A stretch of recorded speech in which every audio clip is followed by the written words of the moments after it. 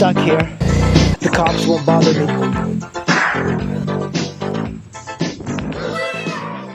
But I want to check this first because it kind of bothers me. I really like having the kickstart as a backup. The last ruckus I had the same problem. So I wonder if this is just this bike that has a faulty kickstart. Yeah, 8mm. I'm going to remove these. It's a little warm from riding, but remove the. I'll take this cable out here. A lot of times I mess things up more than I fix, but sometimes bolts are bigger than others. Ooh, look at that. That's pretty cool.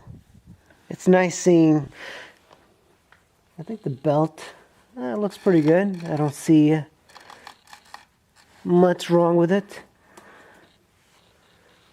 Kickstart mechanism.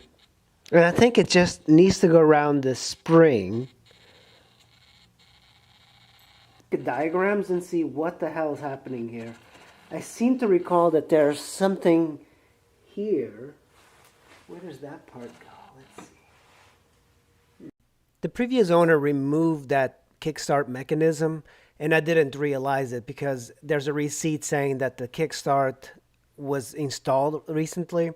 So there seems to be a problem with that. That whole part is missing, but it's not very expensive. Online, it's about $20-something. So I'm going to order it, and when I get it, I'm going to install it. It should be a very simple, fix.